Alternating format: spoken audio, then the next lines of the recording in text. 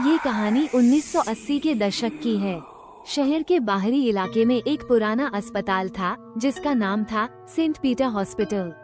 यह अस्पताल कभी शहर का सबसे बड़ा और व्यस्त अस्पताल हुआ करता था, लेकिन एक हादसे के बाद इसे बंद कर दिया गया।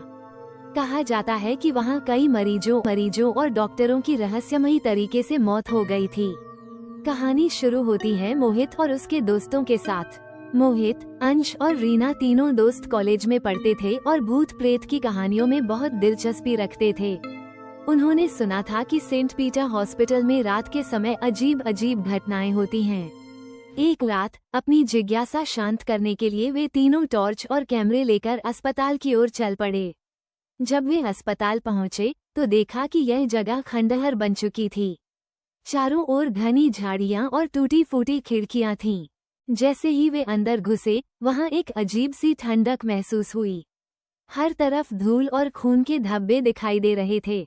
दीवारों पर पुराने मरीजों की तस्वीरें टंगी थीं, जिनके चेहरे धुंधले और डरावने लग रहे थे। वे धीरे धीरे ऑपरेशन थिएटर की ओर बढ़ने लगे। जैसे ही वे उस कमरे के पास पहुंचे, अचानक एक बच्चे के रोने की आवाज सुनाई दी। तीनों रुक गए। रीना ने कहा, ये कैसी आवाज है? यहाँ तो कोई नहीं होना चाहिए। अंश ने आवाज की दिशा में जाने का फैसला किया। उन्होंने देखा कि एक कोने में एक पुरानी व्हीलचेयर खुद ब खुद हिल रही थी। मोहित ने जैसे ही उसे छुआ, अचानक बिजली की तरह एक तेज चीख गूंजी। सबने देखा कि दीवारों पर खून से लिखा था, भाग जाओ वरना मर जाओगे। डर के मारे वे तीनों पीछे हटे और भागने लगे। लेकिन जैसे ही वे गेट की ओर बढ़े, अस्पताल का दरवाजा अपने आप बंद हो गया।